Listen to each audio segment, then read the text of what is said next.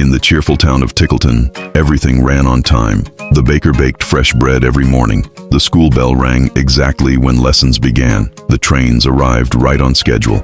And in the center of town stood the magnificent clock tower, whose golden clock face could be seen from miles away. Inside that tower lived a tiny clock named Tiko. Tiko wasn't a regular clock.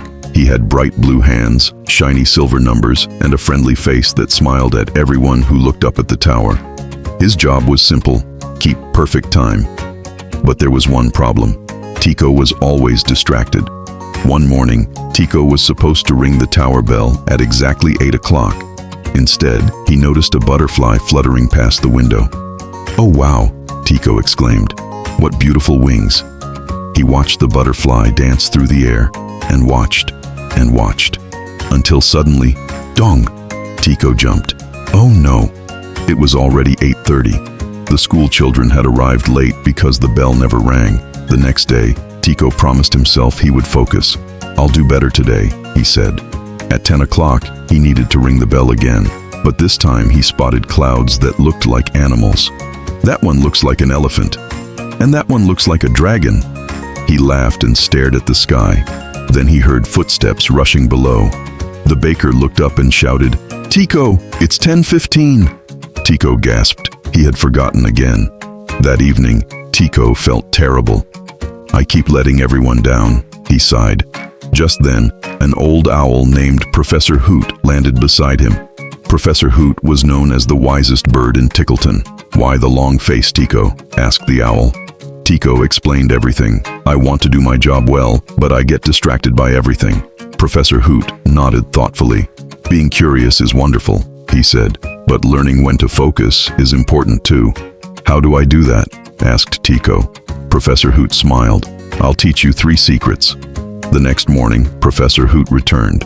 "When you're working," he said, "focus on the task in front of you. Only one thing? Only one thing." At exactly 8 o'clock, Tiko watched his hands carefully. The butterfly returned. But instead of following it with his eyes, Tiko said, "I'll watch you later. Right now I have a job to do." Dong, dong, dong. The bell rang perfectly. The children cheered as they entered school on time. Tiko smiled proudly. The following day, Professor Hoot brought a small notebook. "Write down important tasks," he said.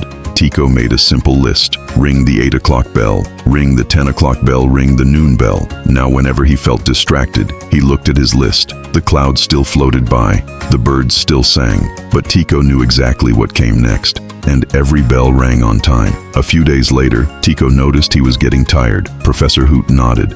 "Even clocks need rest." "But I can't sleep." "You don't need to sleep, you need breaks."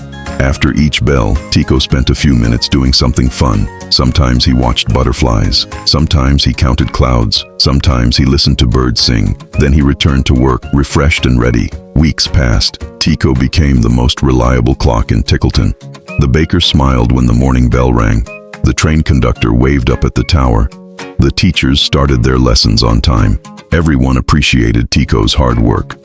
One afternoon, the mayor announced a special celebration. "Today, we honor Tiko." The whole town gathered beneath the clock tower. Children carried colorful balloons. Musicians played cheerful songs. The baker even made a giant clock-shaped cake. The mayor stepped forward. "Tiko has taught us an important lesson." Tiko tilted his hands curiously. "What lesson?" The mayor smiled. "Being curious is wonderful. Learning new things is wonderful. But when it's time to do something important, focus helps us do our best." Everyone applauded, even Professor Hoot. That night, Tiko looked out over the sparkling town. He saw butterflies resting in flowers, clouds drifting across the moonlit sky, birds settling into their nests, all the things that once distracted him. But now he knew something important. There was a time to explore, a time to learn, a time to play, and a time to focus. When we balance all 4, amazing things happen. Tiko smiled. Then, exactly on time, dong! The midnight bell rang across Tickleton, and the town slept peacefully beneath the stars.